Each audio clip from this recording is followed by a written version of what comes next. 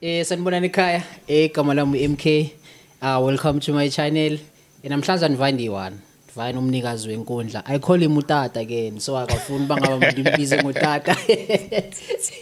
Ukredi Brian. Ya kuyalunga man MK kuyalunga kodwa nalapho ku Nokho akufani na izolo, akufani nasemini. eish ngawuthetha umcimbi wayizolo. Eish. Yani. No man, first of all ngifuna ukukubulela ngokuzinikeza ixesha usifakashele namhlanje ke sizoncokola kahle uba umhlekazi or umnikazi wenkundla kwanye utata bani ubuya phi kanjani yabo. So ndiyabulela kakhulu man, ndiyabulela kakhulu tata. So asithathe sise kuma basics. Umnikazi wenkundla ngubani? I bet ubangaba akusigama uzalwe nalo, ligama olifumene ngokomsebenzi. Kodwa before sifike apho masiqale ku background. Uzalelwe phi, ukhulele phi, and ungene kanjani kwizinto ze sports especially i-commentary? Alright nkosi yami, ndiyabulela ngezandla zami ngezombini nkosi yami into ndamkele ndeza ke ndazofika. Inkosi yami inyanga yes 4-5 le umanu sithi hayi sizoyenza le. Umsebenzi ndoda. Yeah, umsebenzi nawe uyayazi into bana once nje waqala wasebenza kuvela apha naphaya ubona into bana ngapha awuduzofika khona apho kufaneleke into bana uzinikeze ichance khona. So ke namhlanje ke kwafika lona ke lo xesha into bana ndizinikeze ichance.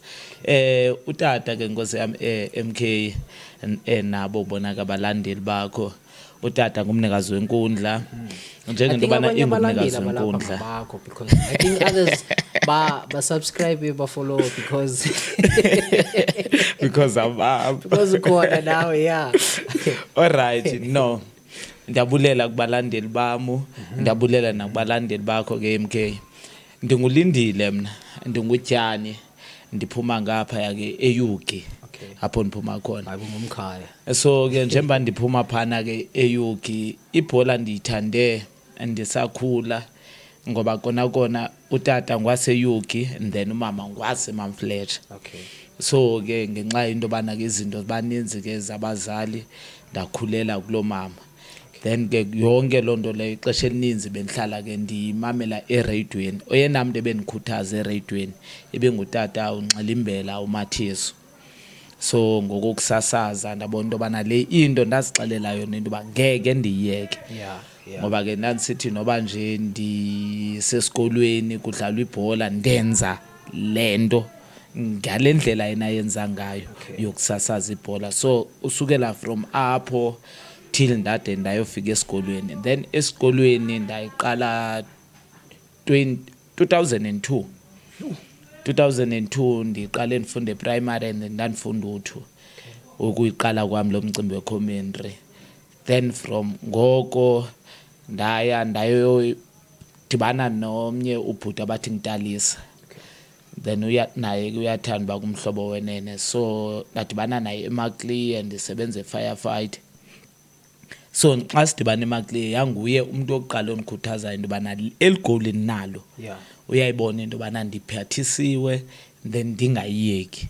So xa ndifumana lo mazwi emntwini omdala and then okwaziyo into bana xa lezemidlalo kumhlobo wenene andikhuthaza till ke ngoku ndiqhuba ndade sike ndazofika 2015 mandifika apha eGoli. Then nalapha eGoli zange ndiyeke ndaqashwa nguThulani. uThulani ngiqasha ngenxa into bana uye wandiva kwi-tournament eyayenziwe yisesifikile. Uthuske we-Ashes. Uthuske lo we-Ashes. Eyayenziwe yisesifikile babe beqashe omnye umfo waseThembisa naye ke ongumsasazi abathi nguLuvuyo. So sadibana ke nalamfo phayana sayenza lento. So usukela apho oko ke ngokundiyenza till ke eligama lomnikazi wenkundla lizovela kulamavoti ngoba bekho enye into yeKasi Ballon d'Or ibike yakhona. Then ke ngonalapho ndaphumelela kulonto leyo yeKasi Ballon d'Or, ndaphuma position 3 ngoba ke ababe khona apha eIsrand babengekho pha kulamavoti ngoba phana kwakuvotwa ngokwevideo zakho na ku Facebook Okay. into bana bangapha abantu abathanda into wena oyenzayo. Nice Yeah. one. Okay. So ke ngoku kuyo yonke lonto le ndafumana amavoti amaninzi kunye nama SMS amaninzi awavelayo. So usukela apho ndaqhubeka nale commentary yam. Then i-commentary bendisasaza apha ePolar Park ndisasaza eDexter. Then ibiza indawo ke ezo bekwaziwa khona into bana no lo msasazo womXhosa uphelele kwezi ndawo. Elele kwezindawo, yes. Okay. So ke ndasuka apho ndaya eMazibuko eSpruit. Okay. Then from eMazibuko eSpruit ndaya eSemhlolo. eSemhlolo benisiya nje ngoba ke bendithi ndofika eSemhlolo andiyeli for into bana ndiyobhatalwa. Ndifike nje ndisasaze ngeSixhosa sesamo ngoba ke gcwele abezulu nabeSuthu. Then ndibuye ke ndizapha ngabhadelwanga. So i-tournament ezininzi ndizihambile mhlobo wami ngenxa into bana bendiyithanda lento hayi into bana ndifuna ukubhatalwa. Yeah. So umcimbi wokubhatalwa ndizowufumana ngosensebenzela uThulani enze i-tournament e-Ashes to Mambas. Then lo tournament leyo yangona ngiqala ukubhatalwa ndasuka ke ngoku apho ndayosebenza eDexter ndabhatalwa from eDexter ndayotshona eFosloras ndabe ndiyayazi ke into bana fanele ndibhatele. Yeah. So ndakhula from apho ndathathwa nguBrown wandisa eD. So eD ground ke bendibhatalwa nguye yena ke uBrown mandiyile So eD. bekasase kwi-Prals ngoko. Yeah, ebese kwi-Prize ngoko. Yeah. So endithatha eDexter wandisa eD into bana noma ndiyame ndovakasha khona. Nalapho yena uBrown wayethathe uSjijo wamhlanganisa nama apha ePolar Park. So sasuka from apha ePolar Park saya eDexter. Kwakho la combination into bangumXhosa nomZulu. So masisuka apho semka so sebenza khona ke le kwi-Prize. Then ke benibhatalwa nguBrown apho. So usuka kwethu yonke lonto leyo oko ke ngoku ndaba ke ngilomnikazi wenkundla from apho ndemka ndotshona eThembisa naseThembisa ndifika nje ndizithengise naseSoweto ndifike ndizithengise hayi into bana bendifika ndithi hayi ndifuna imali. So umcimbi obhatalwa kahle kahle ngecommentary mina ndiwazapha eKasi naseFosloras. Yeah. Of which you are supposed to be getting paid vele for leyo nto leyo. Yabo. Just that ke kuwe i-register sekukudala. Ingxaki Nkosi yami into bana uya kwindawo owaziwa ngobani. Okay. And then xa usiya kuzo ndawo ezo abantu abaphana bazi bani wena bakwazi ngantoni. Ngoba mawungaziwa lapho khona fanele ufike uzithengise. Into bana hey ndingulomuntu mina then njengoba into bana ndingulomuntu ndenza into eso. So ke ngoku abo bantu xa beye baba nomdla nguwe kulapha bazawukhona into bana bathethe nawe yendoda ngosifuna into bana usebenzele ngelanga ubiza malini. So ke ngoku uzolapho ngokuqala ubhatalwa khona. Zonke izinto zakho fanele bazithethe nawe into bana okay wena ngelanga ubiza malini thina sakho into bana sinemali engaka kule joining fee yalama team alapha. So wena ubiza malini sakhona ukutyisa sakhona into bana sikuthathe sikubuyisele emuva. So ozonto ezo ke then kazoba kho le competition kababa Mthethwa 2014 ayi 2004 it was 2004 hayi kuninzi mhlobo wami Izanazo kuninzi mhlobo 2024 Sure. Yeah kwazoba kho le competition kababa Mthethwa inayi le voice. So ke ngoku le competition kababa Mthethwa ethi nayi le voice ilegacy sayingenela singama commentator sonke walapha eGauteng. Yes. Njengale yale Kasi Ballonto singama commentators sonke walapha eGauteng. So tendo jonga endafumanisa into bana no ngokwamavoti ndaphinda ndenza the same thing ndahlala pha kula position 3. So ndaphumelela indimi nomnye umfana wasevali wayehlela unumber 1 then nomnye umfana ke wasethembisa ebehlela unumber 2 naye ngumXhosa. then yazoba ndim uhlelo number 3 ndangumXhosa, yazoba ngupule lo naye befike ehamba nesikepe i-Watt 58 wahlala unumber 4. Then pha ku-number 5 bekufanele ke into bana ukhona, so khange ke avele ke umjida ngenxa ye-personal problems ezakhona. So ke ngoku savela ke singabo bantu abayi-4, but naye uye wayifumana i-award yakhe. So ngoku ke sahlala ke kwelo themba into bana sizawuhamba siyosebenza eDurban, and then siqale ke sifunde into bana okay ku-municipality fanele senze kanjani till kuba ke salinde nangoku, ngoba awalapha eIsrand ama-commentate khange ndiwabone. Ngoba ke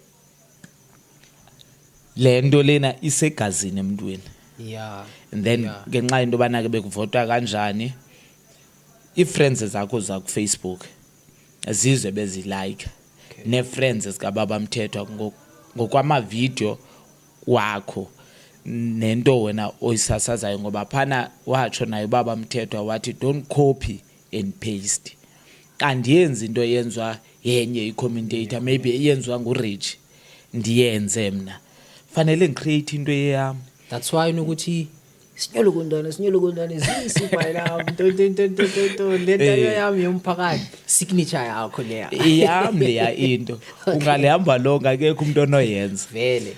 naxa ekhona oyenzayo kodwa ngeke ayenze ngehlobo mna ndiyenza ngalo. Yes, I think I once ngeke ndayiva man kuma games walapha ePolar Park. I think it's either ubeke or uzuko owayenzayo manje leyo nto leyo, but xa ndiyimamela I was like hayi kushoda umhlekazi ngikulela le. Yeah, uzuko yena bekufanele ke into bana uyayenza because uzuko ndim umuntu omdevelopile kwi-commentary. Ngoba through i-commentary ndidevelope amajita ayi-2 waseMandela. And then omnye yena ngoba ke uyaspana akayifumani le chance into bana makabe yi-commentator ngoba ungena kunye nawo nama-weekend. Yena ke uzuko yena uhlale khona ngumfana wesikolo ngoba nguNhlanhla, and I'm developer for eDexter. Yena ndadibana naye eDexter, wa-interested ndamfaka kwesi sikolo ndaqhuba kunye naye. Then kwazovela uzuko naye ndamfaka kwesi sikolo ndaqhuba kunye naye, yazoba ngilomjita ke ngoku ngu-Ayanda waseMandela, naye ndamfaka kwesi sikolo ndaqhuba kunye naye. Yazoba nguSinongo, ibililo iphelo ebendinalo ebesize emveni kaZuko. So ndahamba kunye naye uSinongo ndamfaka kule nto ndawutshona naye naseFosloras. Then ke kuyo yonke loo nto leyo ke angeke uyithini, ndaza kunye naye ba-interested nabantu ndamthatha bamse-D. Then from e-D abanye ke bathi hayi it's a development yabo in but ke ndabe ndiyazi into yobana oyena mntu omthathe wamfaka kule nto ndim, esaziwa waziwa because of mna. So izinto ezininzi amajita ndatsho ndathi no le nto soyenza. Xa u-interested noba wena ufuna ukutshintsha ilanguage uthini, but uba ustika kwinto yakho eyakho, ungafuni ukuzenza mna, ngoba mandikhona ngeke ukwazi into yobana wena mawusasaze ngehlobo mna endisasaza ngalo ngoba ndizabe ndikhona. So ze ndenze loo nto leyo bendiyazi into yobana kungenzeka ndifune kwezinye itournament, hayi apha eKasi. And then apha eKasi bekune-tournament, fanele kule tournament lena bazi into yobana ukhona umfana othile then bangakhona uqasha yena ngoba mna ndizabe ndingekho. Ngoba ngeke ndihlale ndistike eWatt 58 okanye ePolar Park makunama-tournament amaninzi, ngoba ngoku yona ndithetha yimali. Vele uMandela othethayo. So makuvela umuntu othi no ndinemalenga ngelanga ndizawukhona into yobana ndithi 800, kufanele man-shift ndishiye abantwana phaa ndihambe. Njengento yobana seke ndenza loo nto leyo kule tournament kaThinyana, ndathatha ezintwana ndathatha uZuko kahle kahle ndamfaka kunye noSinongo. Then emveni koko mna ndahamba ndaye eFosloras ngenxa ye-agreement yethu phakathi la tournament kaThinyana engazange sibe siyavumelana ngayo.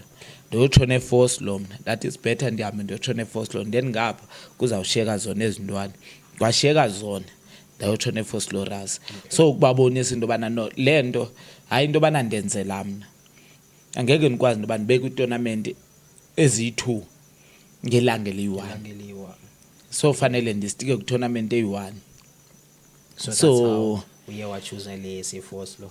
That's why ndachoose yasefoslo mandela beyibhatala ngcono beyibhatala ngcono yeah beyibhatala ngcono Mfondini. Yeah ngathi apha eGoli abantu abadlale indima enkulu ebomini bam through le commentary nguye uThulani no Brown. Okay. Then wavela nalomfana wase Dexter naye wathi hayi umnikazi wenkundla ngeke ndiyakufuna apho ngiSimphiwe. So ngabo abantu abaye badlala indima enkulu kwinatsika yami. So nguye lo mfana wase Dexter ozohosta le heritage tournament ezoqala on Wednesday.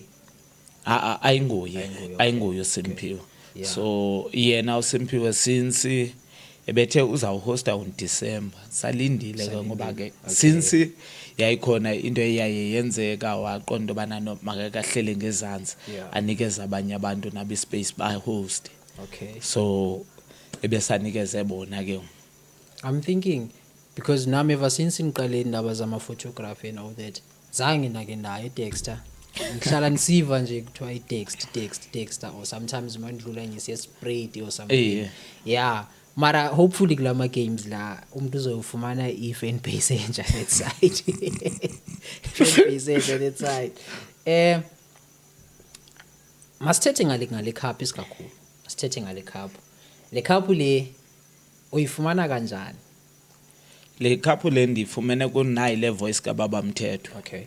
Then ndifumana singenele i-competition even namarotho ebekhona lamajita ebekhona what 58 babengenele eziyi-2 zazingenele noma zithini ne but like indlela beba communicate ngayo man ukuhlangana kwento abayenzayo it was very entertaining even though le language abe inqhwabile yeah wona inqhwabile but noma ndiyithandile lanto bebeyenza leya. And guys if ever nibabonanga go on TikTok vayani kwi MKSA on TikTok nibhekelele lamajita lawa ayo amajita ayenza into yawo ayenza into yawo and ke amajita vele wona akhule senza ngolahlobo oyi2 so ke ngoku xa ni yonke into yenu ni understandana nobabini noba kungangena bani between nina nobabini xa i-combination yenu ihlangana akekho umuntu onoyophula so bona ke bavele bastika kulondo leyo into bana thina kwinto esiyenzayo sihlala sihleli kanje noba bangathini bathini thina sihlale sistika ngohlobo and abanye abantu bona ngeke bayi-understand ngenxa into bana babetha ngenye language bazawuthi hayi mana abantu bayacula hayi mana abantu kwenzekani kanti bona indlela emnandi ngayo baba bona le yabe poetry straight ayo andwazi lamajita if ever I knew them ngokwamagama I was going to mention them ndithi hey guys wena nawe hayi nizizinja abafethu kunama leagues data kunama tournaments I know bangaba ucommentator kuma tournaments isikakhulu yabo or let me not even say isikakhulu because always commentator ndihlala kuma tournaments khambani is it a quick cash vele ezwakele kuma tournaments eyenza bangaba ifocus ibekada why ningake niye kuma leagues because I'm thinking if ever ninga commentator na kuma leagues mawa developer lama players going to those professional whatever maybe you guys can also grow nabo as well. Akusi into benike like senike nayijonga leyo izinto mhlobo wami siyazijonga zininzi nale uchoyo ngoku kushiyana into bana uwaziwa ngobani and then abantu abakwaziyo bona bakuthatha kanjani because ixesha elininzi ngokwendlela ngoku esekusetyenzwa ngakhona kusetyenzwa into bana lo muntu ukwaziyo unemali na uzube wena upha kulandawo okanye i-background yakho wena unguwaphi. Uhlala ePhula Park yaziwa ngantoni? Uhlala iSpraight saziwa ngantoni? Uhlala eThembisa, iThembisa iphushwa kanjani? Njengale Phillies Games. Yes. Yabona pha ku Phillies Games yeyiphi commentator yakhona apha ekhoyo phana ku Phillies Games ayikho. So into bana bona into abayenzayo bakhulisa iThembisa ngoba wonke ama commentator wa ku Phillies Games ngawaseThembisa. Uyi-one umjita wase Davidton kulomjita wesilungu naye ke ukhona pha kula group yase Ward 58 bathi nguHloki. So nguye ke okhoyo.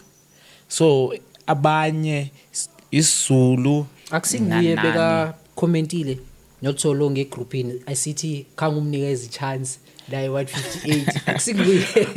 Asinguye.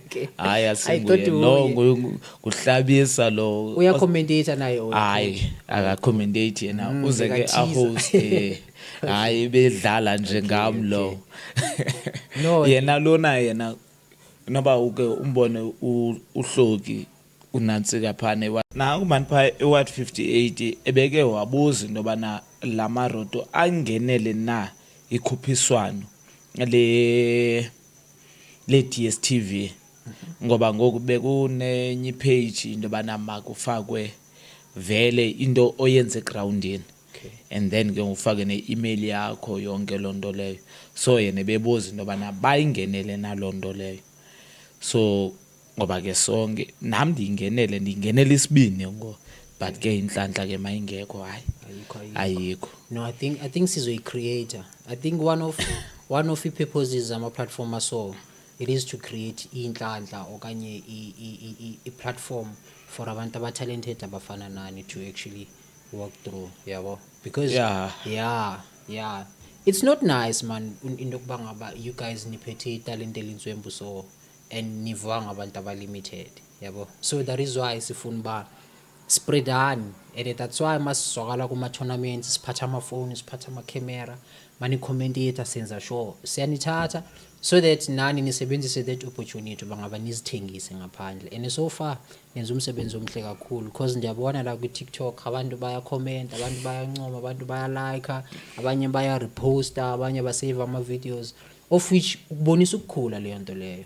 Yeah. Now we know bangaba if ever we're looking for Xhosa commentator ethokoza first word nje fikayo enhloko umnikazi wenkundla khona ile lot. Yeah, of which uphandile and ukhulile kakhulu regardless ukuthi kubhadalwa kanjani ke kwizinto zama tournaments. I know bangaba sometimes tournaments iyaba successful and then ufumanisa ubangaba in terms of financial backup and all that kuyabheda.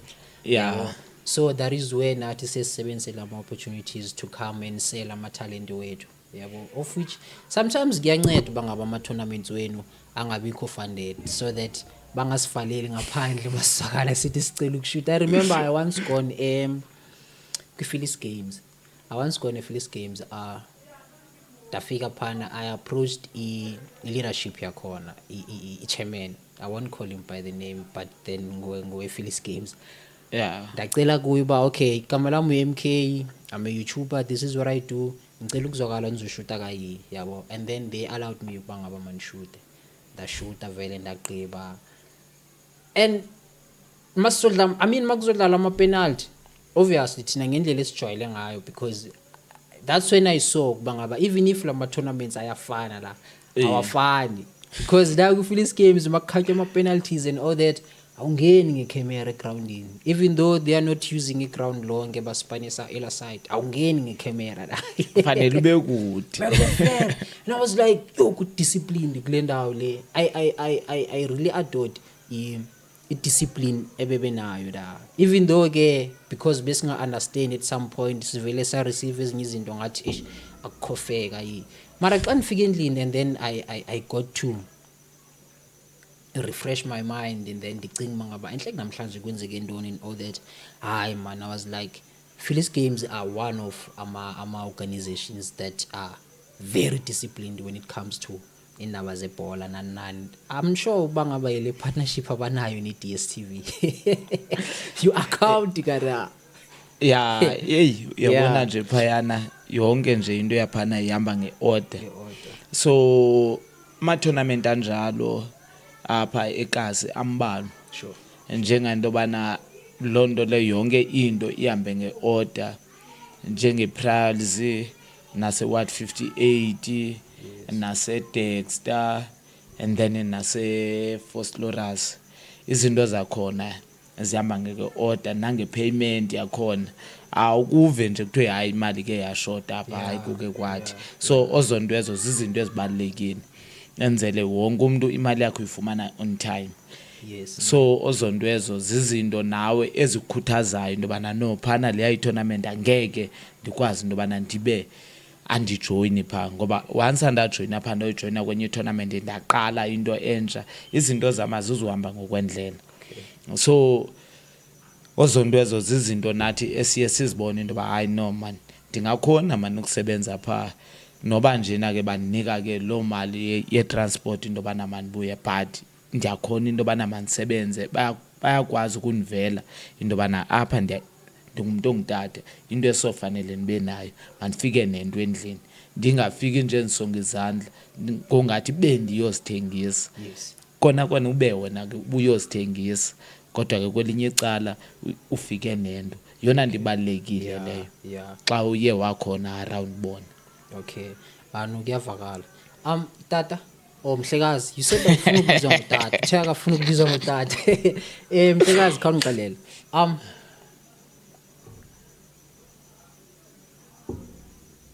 ngebudlalile ndoda nawe like ngebungenile nawe egroundini wafaya wadlala amanyibonyana or ngebuzivulile yakho i-team and then waba ngusikhulu or ngeba like uhost ama tournaments and all that mara wena ustika kwi-commentary khambani why ustika kwi-commentary kuphela like ungayenzi nezinye izinto under esports? Isport ndisidlalile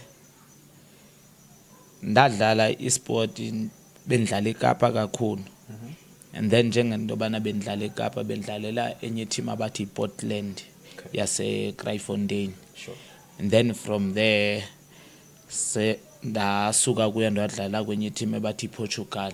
Okay. So basithatha basisa kwi-development yayo iSantos bekusekho Thembile Nkanunu and then xa suka apho semka safuna eAjax Cape Town naphana ke zaba zi-financial problems into bana ndibe andiphumelelanga ngoba ke ukufika kwabo abo Khama Billiard bafika vele siyi-development ye-Ajax Cape Town. Okay. So bafika ke ngokuphana kukhona nabo Swahla yonke nje lonto leyo then from there ndabona into bana hayi asikhiphi vele ubona nje xa igoal lami lingayanga le ngoba kulapho ndaqala khona ndabona into ba mandistike ngapha le into uthi ukuthi ayiseyoyami mandiyeke ndayiyeka kanjalo ndastika ku-commentary njengento yoba lapha khange ndibe ndizidina ndithi ndizawujoyina i-team ndifuna ukudlala ndifuna uthini andistike kule nto Ustika kwi-commentary phela nje. okay indoni kahle kubaluleke kakhulu la kwi-commentary yabo because sometimes I won't mention names sometimes ezinye commentators mazibambe i-mic uvela ubhoreke man even though umjida like a serious like a commentator wayithatha ubani wayithintintintini and then xa uzobamba i-mic wena you are able to engage nathi singanakanga ibhola we-SC groundini you are able to instill i-discipline la uyibona ngathi kukhona la kulekha khona at the same time you are able to make sure bangaba whatever yenzakala egroundini uyakwazi ukusinikeza yona like through i-commentary uyawakhuthaza nama-player mawadlala like uyenza njani yonke le nto leya do you prepare from endlini uba ngaba okay you know what nanga ama-jokes engizowayenza today just to keep i-fan base yami i-active or like ihlalise egazini yonke le nto le kuhambani? No yazi kushiyanane into bana ngoku kwenzeka ntoni ngoba mna nento ndizixelele into bana no do commentator pha into bana kuzakwenzekani nizayibona pha. Yes. So mandifika phayana fanele ndazi intobana abantu abaphana fanele niba-entertain, then abantwana abaphana fanele nibaphathe kanje. Wonke umuntu makayive lento intobana ngoku makangasithathi ngathi hayi mandibhorekile ayikho lento yenziwa apha. Noba igame ibife kanjani fanele igame ndiyiphakamise enzele umuntu obukele azoba nomdla, ngoba naqala sasimamela iradio yayisithi igame ifile pha uyibukele TV noqomba come man vula iradio. So ngoku ububona ayikho lento yenziwa ngilamntu, kodwa yena umuntu kunikeza umdla ngulo ummamele ngoba uthi ndimamele. So yonke lonto le yinto mina endiye ndayifunda kulamntu bendihlale ndimamela. Into bana no makukanje mandenze kanje, makuso mandenze kanje, ngoba eleke esenza icommentary eleke nami ndizokwenza icommentary ndiye ndijonge into ba okay fanele ndiba entertain kanjani abantu. Even naqala besengene kumkhuba walapha eGoli benibhizi ndijoka abantu abangaphandle, ndabona ba lonto leyo no ayisebenzeli. Uyenzile ke la wena benikhinya kanjani? Benikhinya kanjani? Sometimes uthola ukuthi egroundini ngiyachisa baba ama-player like sweaty la yenza izinto la umhlekazi uyi-entertain izinto ezenzakala le ngaphandle, and I'm like bra usespan. I remember there was a time when ndakubiza khona ndithi hayi le weringa lezo zingene na kwicamera yami semsebenzini. Besilapha ePolar Park unqande kaninzi unatsika uBrown kulonto leyo.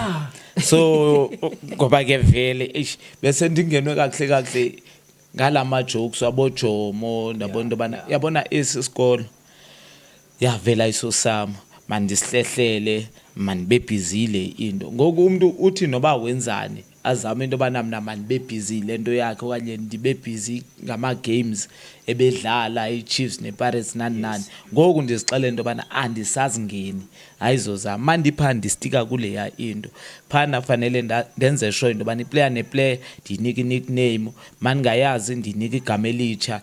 Zonke zonto ezo fanele nibe creative ngazo. I was going to ask ukuba ngaba oyi-22 lamagama wama-players asegroundini makudlala 22 names or nicknames, uzazela phi beside leya sheet abakubhalela yona? Because obviously if uzohlala ujongene nakula sheet bangaba unumber 17 kanene ngibani uqhubela sewuphuma egameni kanjalo, but nina ama-commentators aniphumi next. Is it because vele lama-players niyawazi or kuphela nje lento le njengoba uchilo nokuthi bangaba amanye ama-players uziwanikeze nama-nicknames sometimes? Now sendiyayibona le secret le because ngihlala ndizibuza mani ba nikhona njani lento le, like nikhona njani abantu abangaka makabamba ibhola fast sekayitshintshile wayinikeza ubani nobani sewuyamazi still. Hayi man kukhona lana isirobha khona somewhere somehow. Asinirubi siniqalela lento ngoba kuthi isegazini. So ngoku mayisegazini immediately yena ebamba ibhola, so umuntu ongaphandle fanele yazi into bani ibanjwe ngibani. And then nomuntu omamele mhlawumbe odlula ngendlela fanele azi into bana kudlala iphi team, le team eyapi. So ngoku player neplayer le play inegama, wena ulazi fanele ucreate. Okay. And then ngoku ama-player amaninzi sethanda lama-player vele waziwa into bana ayadlala England, udlalela iPirates, udlalela iKaizer Chiefs, udlalela ini. So ngoku lawa amasinimi walama-player ngawo mosabawathandayo into bana hayi mina ndifuna into bana ngoku umnikazi wenkundla anibize ngondlondlo, anibize ngobani, yebo. So lo magama lawo nawo phana kulama-player ayabakhuthaza immediately. Yena lamntu abeyazi into bana hayi mana ayindim lowa, but the time esive into bana kuneplayer ethile ebizwa ngaye naye uyakhuthala into bana no ikhona at least into nami ndiyibrand kahle. Ama-player amawe ndibukele abanomdla wento endiyenzayo. So ngoku kulapho khona sesibona into bana masibakhuthaze ngala magama walo ma-player, ngoba most yalo ma-players abakhona kulama tournaments.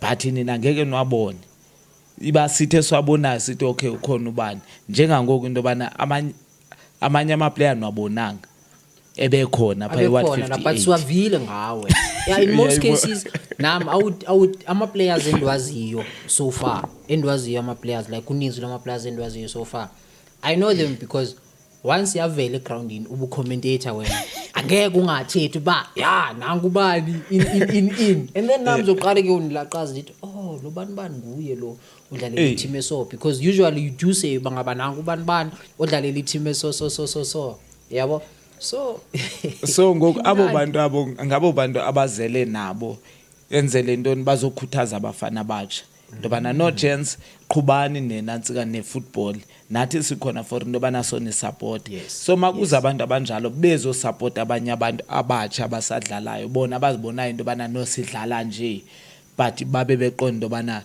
ivision asinayo yalento ngoba abekho abantu abazosiselect kanti aba bantu bona bazele uzobanika nje amazwi into bana hlala uqine kwinto yenzayo wena focusa kwigoal lakho nantoni na ingenzeka ngoba umuntu olapha hayi into bana wonke umuntu olapha uzafanele umazile ngoba ezinye izicount awuzazi ziyafika umbone nje enxibe nje afike nje abukele but my interested nguwe uzawubona nje sekubambela ecaleni uthatha ama contacts wakho uyachifta kuwe uza kufonela so ozonto ezo nabo banendima bayidlalayo lama player mayikhona egroundini ngoba bayakhuthala abafana into banafanele ihlalile ubani ukhona unibukela okay nice now going back to layer part where bewusithi sometimes idisk mawuyibhekile thola ukuthi iyakubhora and then you decide bangaba you know what ithi ngivula iradio ndiyimamele from iradio and then ube entertained ke ngeperformance obviously yenzakala egroundini through lo mjito shaya icommentary kada iradioweni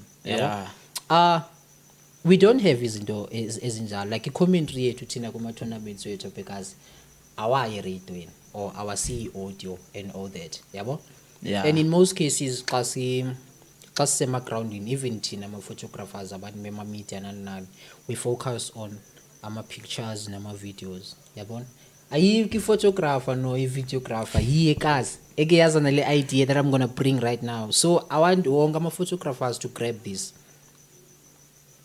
makune tournament I was thinking of it kuma games abaya and ke ndaba khona kuwo when I was listening to you guys manisishayile commentary yenu blah blah blah blah blah blah but then because ninokuphuma egamini nezela ama jokes eniwenzayo belingakwazi ke ngoku kuyisihlala ukutya leyawo ba izoblenda kanjani kuyo yonke le concept le because I thought of coming ema groundini while ndi busy ndi shoot ama videos nezithombe and all that I also record a sound yabo man recorded that sound obviously kuzobe kuyi match but leyo match leyo will be narrated by you because ngumuntu ozoba commentator nanani same thing yenzakala radio and now we're going to take it from radio create audio yethu yabo I was thinking of into enjalo but then if ever it's something that you commentators are keen bangaba singayenza let us do it so that when they want umsebenzi wenu and all that mhlamba nabantu be radio naba PPP they will know ukuthi ku radio this is how you sound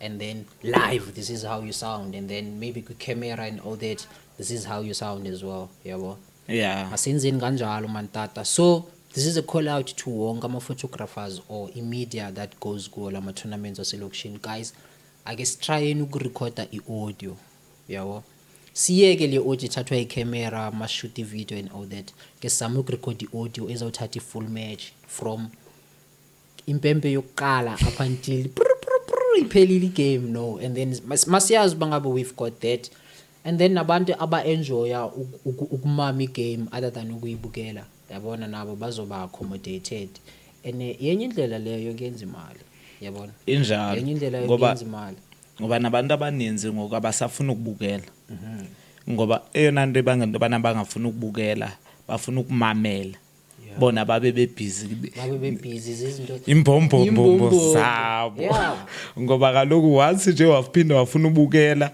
uyayichitha ngapha ngokuma ukuchitha imali yakho fanele ube busy umbomboze ngapha umamele ngapha because ndiyakhumbula ne out yam apha esaluni uThemba because uspane salon Monday to Monday akanalanga la mahala, but makudlala idisk or kudlala ikhosi okudlala in uzoyimamela iradio, yabo. Makudlala lama games asekasi xa nibuzo hlala nithuka okokada lo mina wayo ngathi undenzele bangaba nimamele lama games wenu because uyayazi ba anikwazi ukufika ema groundini ndiyasibona. Yeah. No, I'm thinking ngaba sinabantu abanje ya ekumele siba accommodate, because if ever ningamthathela iaudio ye full match done and be like hey ndoda bekudlala team esone, so if ever we interested nansi link for ukuyimamela, yabo. So sizoyenza into enjalo, but then nani ama commentators, I think it should be something enizojikela ngakuyo so that nizozenzela ama quick cash and all that, because yonke lanto sizobe siyirecorda la audio nguwe baba. Nguwe baba, yabo. So I'm thinking uba ngaba mhlawumbi nani if ever ninawo ama tools ungathi nawo mawufika la uye soundini emashito cela nini connectele into so bangaba ni record sound mina xa ni commentator kule match le, yabo. Uzirecordele audio yakho and then uyayazi ba le 90 minutes umuntu xa eyifuna uzoyiconverter either ibe i-MP4 uyi-upload ku YouTube okanye ku TikTok PPP, yabo. Then abantu bakwazi ukumamela idisk wathengisa ama match wakho, yabo. On top of le yamalo oyichargeayo for i-commentary uphinde uzenzela le ngapha aside, aside. But sizoringa ngayo kakhulu and then sibone bangaba wethu bangaba sizophuma sibheke ngapi, yabo. Yeah. Seshibana even ngiyazibuza into bana why kuma Kasi FM kuyachiwo mos into bana Kasi FM Makasi FM, but xa kuthiwa kunama games why wona ngabikho? I'll tell you, it's politics. Ngoba yonke lento lena kuma tournaments ama tournament amaninzi nabo phana kwiKasi FM bafona kum khona omnye umjito ofona kum ebefuna ama results wase what 58 then ndiyamnika ama results then afuna ama tournament into bana adlala phi xa ndikhona kulo tournament uyayazi yena into bana ke tournament ne tournament endikhoyo engiqashwe kuyo, and then yena uzawunikeza bonke umphakathi uva kuyo into bana okay ama team adlale njani ngawapha ama team akhoyo and then kuzo zonke zonto. So mna ndiyazibuza into bana why ingabikho phana singama commentators ngawalapha eKasi. Ama team amaninzi abukelwa even in PSL xa kuthiwa kudlala iPirates ne Sundowns, and then pika lo commentator into bana izo commentator le game for i-community, hayi into bana wonke umuntu na i-DS. Yes. Wonke umuntu fanele ebukele kulo DS ezinto bana nabo besithi into bana it's Kasi FM xa imanyelwe iKasi FM beyimamele eradioweni, and then ndicinga into bana iKasi FM ingalandelwa ngabantu abaninzi ngoba abanye abantu ababoni bayakwazi ukuva ngendlebe, and then bona bayazi into bana okay masisenza lendo lo muntu uzabe ebusy eba i-commentator apha maybe on Wednesday kunegame edlalayo on Wednesday bafuna i-commentator ezaba khona pha kubo live e-studio, then babiza lo commentator ngoba it's a Kasi FM lo muntu uhlala apha eKasi. Then lonto le mina ndibona into bana ingayinto enobangela into bana iKasi FM iyakhula nabe desk ifane nezi radio ezikhoyo umhlobo wenene oKhozi FM nani nayo ibethe ngeyayi brand ke ngoku epowerful. Why banga host, why iKasi FM inga host ama tournaments and then bayazi bangaba wona bazowa broadcaster radio, and they have abantu abafana nani to come and do i-commentary. Obviously sponsor kurecorda that thing and then bayifake kwi-frequency yakhona ye-radio ukuthi abantu bayimamele, yabo. And this is to iKasi FM. If ever you guys are not taking serious i-opportunity, so because this is a business opportunity umhlekazi azanayo, yabona, and nami obviously esizanayo kayi bangaba guys, you need to start taking i-disc laseKasi serious in a way that you're not just gonna call and ask for ama results and then that's it, yabona. Come, be involved, hostana ama tournaments nani, otherwise thina amafoto yabona ngoku we are talking about this thing you can record ama audio, yabona. The moment even if I as UMK I start ukurecorda i-audio yayo i-game, like noba ngama views i3, I mean noba ngama listeners i3 or i4 or i5, azodropa from Kasi FM and come to me because I'll be catering them ngayo lento abayidingayo nga something that's actually happening eKasi. Yabo. So Yeah. it's a business opportunity that is like inhleke iphaya enkulu le for everyone bangafika bite. Bangafika bite. So whether Kasi FM nizoyithatha this idea and run with it or anizokuyithatha, best believe you will have EMK as one of the competitions zenu if ever you are not taking this serious. Ngoba unoba libana manditsho mhlobo wami into bana bayababiza abantu abahostayo before bathethe nabo kuma interviews before babe baya host bathethe nabo yonke into bayishare kunye nabo and then ngoku balekhapi into bana njengento bana bebize ababantu bangakwazi into bana mababize ama commentator mhlawumbi ngoba bayawazi mase ama commentator lapha eKasi alapha eSprite into bana okay ndine Kasi FM apha eSprite and then makunama tournament aso then obvious ama tournament awadlali ngelanga elinye wonke yeah kulo tournament leyo kubizwe ubani nobani and then masibize ubani thina azoba lapha and then asinikeze lama game. Kasi FM. Cause now I'm thinking bangaba, you guys should be having Spanish permanent. Like you should be having salaries like oyazi bangaba, okay, you know what? Either ngama fortnight or weekly or monthly in a salary that's coming from Kasi FM based through ama tournaments la. So because if ever they are hosting these tournaments, I tell you, for us to come sizobhekelela sothini, there has to be abantu abafana nani, there has to be abantu abafana no Snongo, there has to be abantu abafana no Sjijo, abafana nabo Beki, abantu abafana yabo nabo Zuko, like so that sizoba and I tell you, this is a business opportunity enga create employment even for nina abafethu. Like there really should be isibhane permanent for nina. Like I don't understand ukuthi why thina yeKasi sislow kangaka ukudeveloper. Like I don't understand seriously, because we've got ama platforms amaninzi and I'm thinking of the numbers iKasi FM engazifumana if ever ingahosta these kind of tournaments and then isebenzisa abantu abafana nani. I'm thinking of the numbers engazifumana because I tell you ela xesha silichitha, okay, let me not even say ela xesha silichitha pa, whenever kufika i-season yama tournaments ama rate ayaluza bra,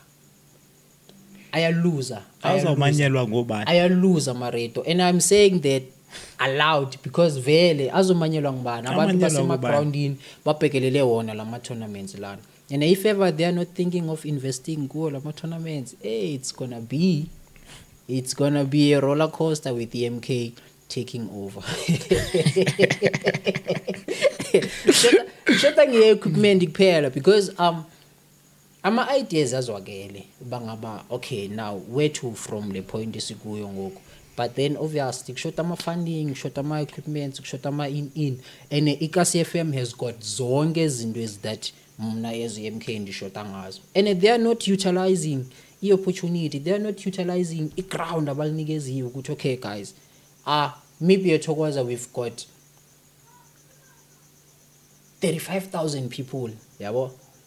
You mean to tell me clear 35,000 people angeke uzifumanele noma i-15 wenze sure bangaba I lock in le 15 le every time kuba nama seasons ama tournaments, if you are ntonton or i-listener stats zethu zizokhuphuka ziyoma kuphi, like do they not care ngezinto ezinjalo?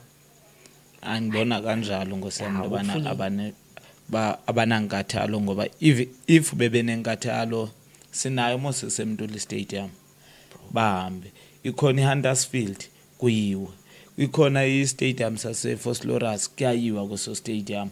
So ndishwa ozondo ezo around apha zizinto bekufanele into bana bayazenzela kuzo bona xa behost ama tournaments bona bathi okay ngoku kulo unyaka sizawuhostela apha maybe on June then sihostela apha thina siyiKasi FM.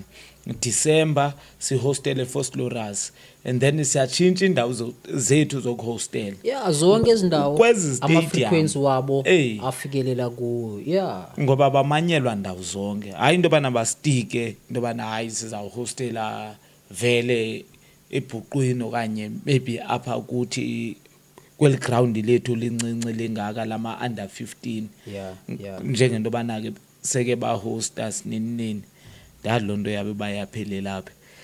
So ozonto ezo bekufanele into yobana bona bayazisebenzisa. Yeah. You know what? I think even if angeke ndisithathe isipani ne, because like I want to focus ku MK like 100%. I think yes, iKasi FM should hire me. Like ndizwakale ngawo lama ideas lana to try and because if ever you guys are not moving with the times, nizobhayiziseka nyanyani. Nizobhayiziseka nyanyani. Tata. Indoni mhlawumbe ucinga fana ba sishiya ngaphandle. Oh, I wanted to ask indaba yama prizes owachargeayo xa uvala your commentator. Obviously there's someone okumameleyo ngoku that's thinking ba inoba imalini, can I afford him nan. I know bangaba mna ndiyawazi ama prizes. Mna ndiyawazi, but then andifuni bangaba kube ndimi umuntu ozokuthengisa ngaleyo ndlela le, more especially now that now ukhona mhlawumbe uyakwazi ukuzithethela yabo. Yeah. Do you charge ngokwe weight ye-tournament? Xa nisithi ngokwe-weight mhlawumbe bathi kune-top 4, kune-top 8, kune-top 16, kune-top 32, 42, 48, 16 tontoni kanjalo. Uchaja kanjalo or wena uchaja ngelanga? Mna ndichaja ngelanga. Okay. So ngelanga nje there's like indim 4 games. Mna I'll charge my games. Uchaja ngelanga. uncharge my games ngichaja ngelanga. Ngelanga, okay. So ngokuchaja kwami ngelanga mna ndistike ku 400. Okay.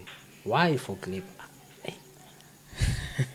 I-for clipper ndoda ndingathi ngoku senisese ngoba abantu abaninzi bona babetha ngoma 450 500 ngelanga. So kuleyo into bana ngoku sithi 450 ngoba qala last year sasibaleka ngoma 300. Yes. Then sasuka apho sivumelene kulondo singama commentator, sasuka apho last year sathi it's 450. Okay. And then this year ngeke sistike kwinto sasiyenza last year still sisitike ku 300. Okay. Ngoba izinto ziyakhuphuka, then zikhuphuka nje izinto namfaneleke into bana ndikhuphuke. And then ndathi ke it's 400. Okay.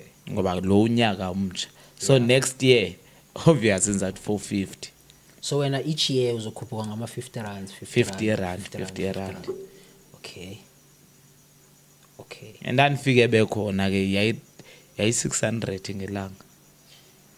Yeah, that's what I knew. Number a commentary it's 500 to get phezulu ngelanga, depending on leyo brand ozobuyifumene bangaba mayizwakala izo commentator on the day. But then obviously kuya negotiatewa ngama organizers. I know that from us I'm photographers, because uzofika ne price yakho and be like, this is my package, this is how I work, this is what I cover, so, and then this is how much I charge. And then uzozwa bazozinwaya amakhanda bafuna ukuhlisa yona le price yakho, sinini abasayihlisi nango 10%, bayihlisa ngo 60%. Yabona nje kuyi-chaos nje kule zinto zokucharge. Indaba kwezinye inantsika i-tournaments abantu bakhona baye bangabi na sponsor, babe bebelindele ukuba ne sponsor. And then ke ngoku the last days into bana hayi ngoku it's a kick off, i-sponsors balekile. Yeah. Nala mali besiyixelile into bana no mna ndizawukhona into bana ndinibhatala imali ekanje. So ngoku mase ufika ufumana loo nto leyo into bana agreement eseyitshintshile, then ngoku nawe ufanele wehlile ngoba ubuvumile wathi ndizoba khona. So ngoku xa sewuvumile and then ke ngoku nesipani silambathile, and then ngoku isipani mase silambathile awuna chance ngoba lento asiyo yakho yomphakathi. so fanele unike umphakathi wona uyakufuna so ngoku awukwazi into yobana udisappointe umphakathi ewe yena ungamdisappointa lo mfo ngento yobana wena ungafiki but i-community ibalulekile ngoba abantu abayana bona bakufisela okuhle okay hayi into yobana wonke umuntu mayekubona ukufisela into yobana wena ungayindawo ya wonke omnye umuntu yena angakufisela into yobana hayi lona vele ndihleli ndingamfuni andifuni into yobana aye endaweni but most yabantu xa ukhona iyakufila into yobana ya ngoku ndikhona ngenxa into yobana nami kwi-tournament ezininzi mna ndinongabizwa kodwa mandithi ndiyajonga apha kufacebook kwam ndifumana abantu abaninzi abandibuzayo into yobana kutheni ungazange tournament kutheni uyayibona loo nto leyo so ngoku because of into yobana ndingumnikazi wenkundla mna ndiyibrand ndiyakwazi ukunika abantu le nto abayifunayo so noba ndiye ndafika lo 15 minutes lo 5 minutes then emveni koko andinandaba as long into yobana ndiye ndakhona for aba bantu ndiyakwazi into yobana ndiye kuloo tournament noba yona abandibizanga so ngoku fumanise kubana ngoku sizobethana phi kumcimbi wento yobana sisebenzisana njani singama-commentate ngoba uyakwazi uye kuloo tournament and then abanye bangakuniki le nto bathi in bulisa abantu kuphela umuntu atshone nayo ke mna kandinayo loo nto leyo bonile amajita aseSoweto Thembisa bafikile inani madoda sebenzani ngoba ndiyayazi into yobana imali ebiziwe phaa abazuhamba nayo eyami imali yilenza ayifumane iprice yami fanele ndiyifumene namhlanje hayi into yobana ndingabanikezi mike noba ufika nini wathi wena uyi-commentate ndithi andijaji mntu ngumphakathi oza kujaja hayi mna le nto asiyoyami ye-community le nto ndaye ndacreata loo brand that le nto asiyoyami yomphakathi. I think I should create a commentary club yabo when uzoba nama-commentators ama-means that are going to be under leyo club leyo because okay mna ndiyasibona isipanini senzayo la egroundini ndiyasibona mna I don't know abanye abantu but mna ndiyasibona without i-commentary egroundini awukuyabana bra kuyabana whether ama-team ashisa ukuyaphi if akuna-sound akuna-commentary kuyabanda egroundini like babuze-ke lockdown bakwakunjani uyazibona izinto ezinjalo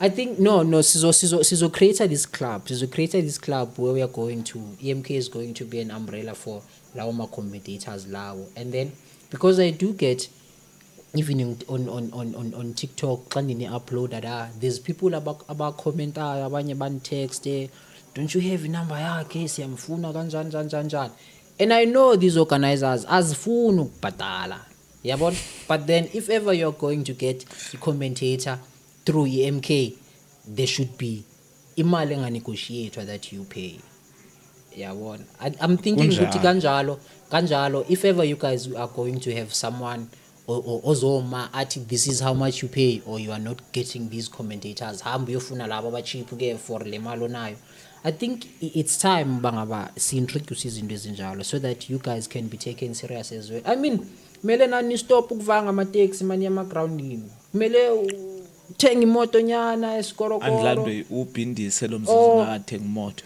okanye urequest nje freely so like urequest nje ungaceli nomuntu oye-groundini ukuthi awuye egroundini fanrak ngicela ungaye i-lift yabo like we don't need leyo nto leyo as you guys need leave isipane esintswembu so yabona I'm not saying ukuthi mawungacashwanga sukuya uyozithengisa because kumele uzithengise because you've even mentioned now ukuthi uyi-brand and a brand has to be in demand yabo and speaking of i-brand I always say this thing kuma-players egroundini yabo ebafethu ningama-brands yabona if ever let's say you are playing for MKFC mhlawumbe ne uyiplayer ye-MKFC i-MKFC akusiyi brand nje like yona yodwa. Even the player that's playing for i-MKFC, leya player leya i-brand yabona. And for you kuba ngabe ube brand ethengisayo or ebhorayo, it's up to you as a player. Kuwe. Yeah, because there's so many players man engizibonayo egroundini and see uba ngaba uyadlala lo mjita lo, like italent ulinikiwe and then you ask yourself ukuthi why lo mjita angadevelopi, like why astuck endaweni eyi-one. Sometimes ama-attitudes wama-player egroundini ayanuka, like ayanuka.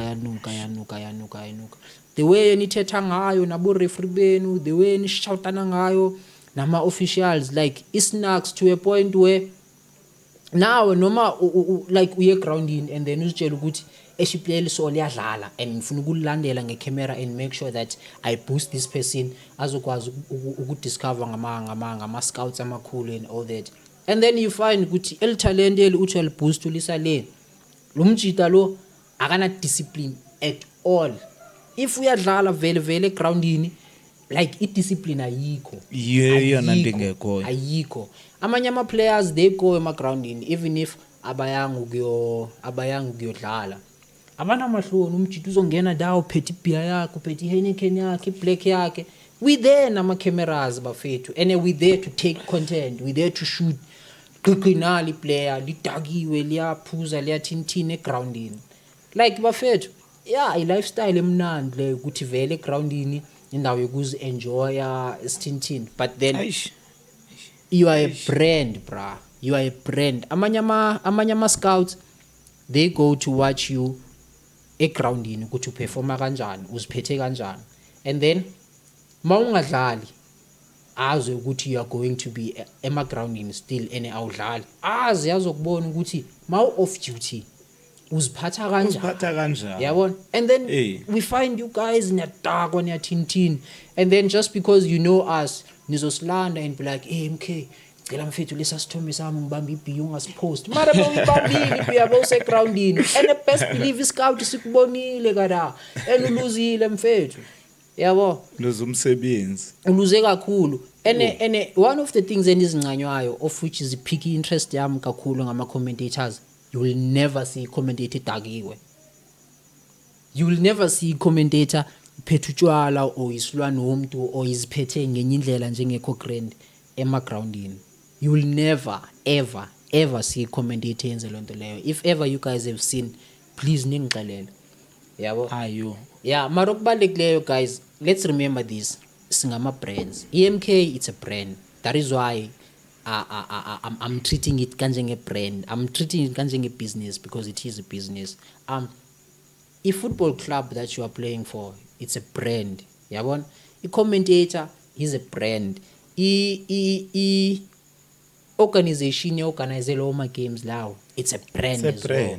A player, it's a brand. Even a referee, it's a brand. And abo referee bano baba sebayathanda ukubribe ukuthi into encane, udlisithime so like uzofumana into encane ebafethu zibhayi izinto that you are losing, and it's simply because niyabribe nithatha izinto ezincane and all that, because whatever that you do iminyanga ivaliwe, mawuyenza ni2 I tell you it's gonna come out, because somehow kukhona la ningazukuvisisana khona, yabo. Akonde ifihlakala kude kuphela.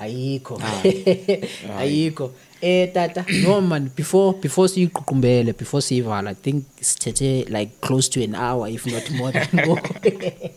But then before siyiququmbele man, bendicelile ke apho ba mhlawumbe uzongigaya noma ngama-seconds nyana kubalwa, so that whoever azi bangaba kahle ngubani lo tata lo. I've got 15k subscribers, close to 16 ngoku on YouTube. Mara for idiski isakhula ifan base yakhona, isakhula vele for idiski. So kumele sihlale sibakhuthaza abantu aba anything ukuthi must upload i-video angeke ithwe boom ngabantu 15k same time. I-content etya kakhulu la on my YouTube yamajiji. I don't know ukuthi lamajiji athanda ukubona amabele or amathanga abantwana abancinci ngokukhambana, but then i-content there that is blooming ayidingi nokuthi uyipromote or yezini uploada nje ivideo uzoziyenzela izinto zayo yabo. So hlekazi wami I'm trying to Godata baba. yeah tata Godata baba busy ngabathanga nababele kule content. vele Ngoba kaloku ngaba abantu ababhizi because ngoba bayikho abantu abangosisi abazababhizi kangako. I think 78% yama subscribers wami ngabantu abangutata. Hayi ke And nama age group nje uyabona ukuthi yabona ukuthi why yabo. We do want ama followers, we do want ama followers like non-stop. We siyawafuna mara mara guys, let's let's engage kuzo zonke man as content zenzakalayo la ku MK, singabheka amajiji kuphela makajo kwaona wona. yeah, like nebhola no kunama podcast push leadership insights yabo. Khona incwadi endibhalayo, I'm almost done ngayo. Title yakhona is The Business of Grassroots Sport yabona. Yeah. How to book leya yabona. It's designed or it's created for abo school bama team or whoever that's aspiring into owning a team yabo, because ikufundisa ngokutreata i-football club yakho as a business, because it is a business, just that formally abantu abayiregister kakhulu leyo nto leyo engqondweni. And that is why ama-football clubs amaninzi iduma nje for a couple of months or a couple of years and then spiti ayisekho i-team yakhona, because so far we only have amagama wama-teams, more especially apha ePolar Park we only have amagama wama-teams. But then when it comes to if ever i-MKFC ama-player wami mawaphelele ayenzeki leyo nto leyo yabona. And I'm thinking bangaba zi-fundamentals ze-business ezilekhayo maybe kwi-school or kubanibani. That is why we've created le ncwadi le. It is to try and help you guys ukuba ngaba nigeleze or nitreat ama-football clubs wenu as a business or ama-organizations wenu, because football club mode it's an organization and it your NPO, your NPC, none. But we want to teach you guys to actually treat one of our organizations as a business, so that nizo enjoy like their freedom yemali. Yabona, because ama-team amaninzi or ama-organizations amaninzi, even ama-organizations that are hosting ama-tournaments, they still depend kuma-fundings azoza through ama-sponsorships nan.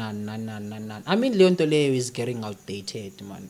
We're no longer looking for ama-sponsors, no, we're looking for ama-partners, and it's a business mind ezo understand uba ngaba I need a partner, not a sponsor. Yeah, so as soon as the book is complete yonke into yayo, we are going to do a workshop yayo leya ncwadi lana. Whatever that we'll be discussing kuleya workshop is going to be based on yonke into yenzeka kuleya ncwadi leyana. And sizoyenza nama-templates as to how you are going to draft your business plan. Yeah, and also how you are going to ama-templates, like nizokunikeza ama-templates abhaya your business plan, your applications form, whether ufuna sponsor or ufuna partnership. This is how you tackle izinto so. And stop this thing yokuthi you're supposed to give back because you are running a business community, so you're supposed to give back to the community. Ayisaspani leya nto leya, like ayisaspani man. Let's must change namaxesha. Khabali tata. Yazi eyona nto ebabhlungu kona bona abantu abanama teams. Yeah. I-aim yabo into bana ama-teams wabahlale khona. Then ke ngoku njengento bana ama-teams wabo ehlale khona ibhlungu kanjani lento into bana i-player uyakwazi ukuyakha iyala eGasi. And then umzekelo njenge-Ashes to Ashes iyawakha ama-player nesesifikile nePedro. Then xa kuya kuhamba lama-player demand imali, iba ngawo ama-player afuna imali kusikhulu. And then usikhulu mayefaila into bana le player ayinike imali xa sekufika enye offer engaphezulu kunale kaSikhulu, and then yachifta la mntana akasamdlaleli uSikhulu uyodlalela enye team. Yayibona ke ngoku iphinde imbethe ephike na kuSikhulu, iphinde imbethe into bana fanele aphinda afune enye iplayer ezodlala, aphinda akhupha imali kula player. Fanele ngoku imali ibe ngaphezulu kunaleya ebezayinika yena la mntana. Abe naye uSikhulu unefamily la mntu, and then ifamily yakhe fanele ityile, umntana wakhe fanele efundile, yena lona naye emnika la mali, umnikela la mali enzele ntoni, akwazi ukuthenga izinto ashota ngazo zedisk. Then bona kulapho badimanda khona into bana ngoku mna fanele ndithini, fanele uSikhulu andinike imali engaka. Mangenamali ndihamba ndiyokhala kuSikhulu. uSikhulu akazuhlala nemali ngoba unefamily apha, unefamily emakhaya. Nabo aba bantu ngabantu abadinga ntoni, imali. So ozonto ezo zizinto ke ngoku eziye zabangela into bana ezi team mazisale zitheni zinamagama kuphela. Into bana ngoku kune team eso iseligama seyimust ngoku makaphume ngaphandle ayofuna iplayer, ayofuna ama player, abuya wabhatala le mali ayiwina pha kula tournament, still ayingeni kuye, ingena kulama player wonke. Yena usala inandoni, akasalanga namali, just yena ujoyine kuphela ngemali yakwakhe. Yayibona ke ngoku apho khona irongo khona ke lento. So ibhlungu kanjalo, that's why end up kushiyeka amagama kwiiteam ezininzi, ngoba ama player ngoku akhoyo afuna ubumnandi, makahamba yosela, then ekubene ehambile yena wayosela. Yena uSikhulu umcingele into bana yena udinga ntoni endlini azawuyitya. Thatha nansi imali entwana bothenga into zayitya, yena uthatha imali uyogroova namajita, then loo nto leyo ibuya imbethe kwanaye, ngoba ngoku iye iphele la bhola kuye, angabi nanto azawuthi ndinayo esandleni. Ngoba ngoku ayikekho umuntu onothatha umuntu odakwayo amse emntwini kwi-team aqonda into bana le team ingambuild, ngoba lo muntu yadakwa kana discipline yena self. Enhleki that's why nibhale yona le ncwadi le. It's because of ama issues afana naleyo ringa ngayo. And I tell you, if ever you go through le ncwadi leya, zininzi izinto zozifunda phaya, yabona, because you'd find ukuba ngaba abosikhulu ababhaya, they still don't understand ba yonke play ekudlalelayo there's supposed to be a formal agreement between nina niyi-two, yabo, because I've created ama templates where wama contracts wama players, yabona, be it based on ama positions abazowadlala egroundini, i-defender le, si-striker le, ntontontontontontonton, you'll name them according to indlela nizazi ngayo, yabona. Wonke umuntu une-responsibility yakhe la, une-duty yakhe, unantontontonton. Wonke ama-team are supposed to have a way yoku-account, and you know why ama-team abhaya siwasheke ngamagama ama-players angekho. Abosikhulu abafuna uku-account, because the moment uthatha i-team yakho yonke into yawo uyayidokumenta, uyenza ibe formal and all that, I tell you, angeke ustruggle when it comes to value game or value tintin, because you will know bangaba you've got ama players that are under a contract leyo. And for you to start izinto zama contracts eteamini yakho, awudingi bangaba ube ne capital to say so uzombhatala lo muntu kanje na kanje na kanje na kanje. Izinto zebhola especially kuma tournaments lawa selokishini, you work as you pay.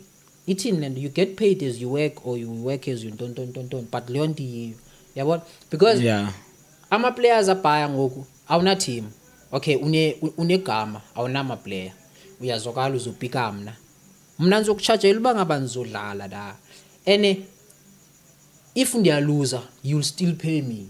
If team yaluza you'll still pay me, and if siyawina you'll still pay me. Uyabona ukuthi bayaluza either way, mara if ever bekune contract that says you win you get paid, you lose we lose, yabo, because if ever we win that means khona imali engena endlini, makukhona imali engena endlini everyone is getting paid. If ever we lose then we lose, yabo. I tell you, once kwaqina umthetho from ama team and all that, even egroundini you'd never see wonke lama performances nje anokusidisturba weku-assault ama-officials and all that, because akukho la ama-players a-account akhona. And if ever i-player limoshile obviously groundini le-assault-e i-official, anithi kudisqualifywa i-team yonke. Imagine kwi-team yakho ucele i-player la kuphi kuphi, akusile i-player le-team yakho elibangaba lizwakale lizogame yi lifika li-behavior exactly ngalendlela yona i-player eliyiyo, but because wena awulazi and ulincengela ubangaba lizwakale lizodlala yini, phinde libuye cinga leya 3.5 oyispendile to affiliate kada.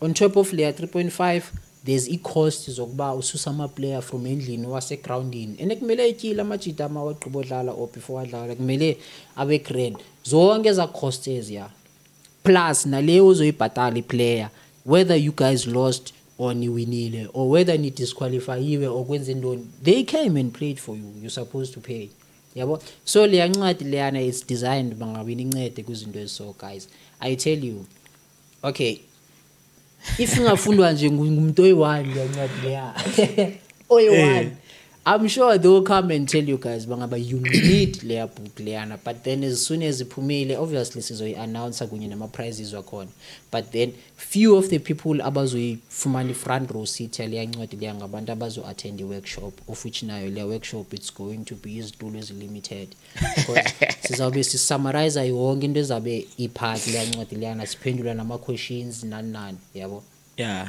Tata, no man, mandikukhulule mandikukhulule tata, ndiyabulela kakhulu man ngoba sewufuna ndinilale lapha kwesisitulo. Ndiyabulela man ngokunishayela i-round namhlanje nangokuncokola. I think zibhayi izinto endizifundileyo kuyo le conversation yethu ebendingazinakanga or ebendingazazi, yabo. So very productive kakhulu from iside lami.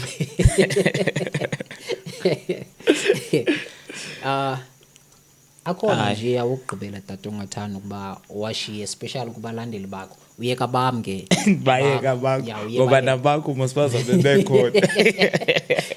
Uthetha nabakho nama-fans wakho. Inthetha nawakho ama-fans. Nawakho ama-fans. Awakho ndavalela ngaphandle. Ngoba ungawuvalela wami it's fine. Sizoyithola letho.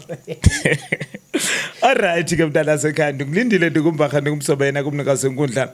Khumbule ke mntana sekhaya ndithi lento asiyo yamo yeyomphakathi. Do it for the community. Nyolo siphailamo ayikukuthe phakumpa amathunzi ayandishiya lithizo round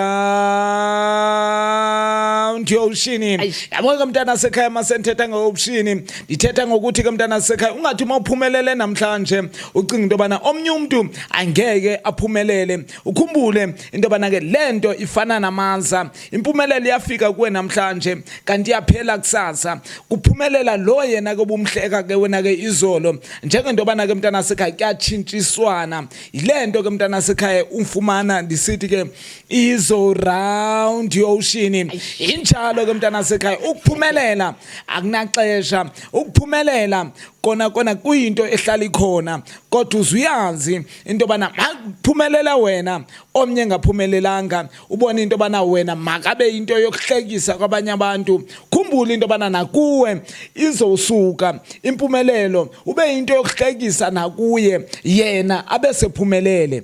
Injalo ke MK mntana sekhaya, ngidanki ngibekhosi makubele. Uyivalile. Please don't forget to subscribe, ningalibali ukushare abafethu. The only way that esicelayo bangaba nisupport ngayo it is to subscribe nje, ni share ama videos wethu, ni engage abafethu, ni comment, ni buza ama questions, and if ever you would like to see umhlekazi grounding lakho or grounding lasekasi lakho kune tournament ezwakalayo ngelo xesha ezangalo, ithi ndikuxele secret aka invite ngama tournament organizers kuphela, even ama fans ayakwazi ukum-invite ukuthi yebaba so bese groundini so sicela ufike, he's gonna be there straight ayijike.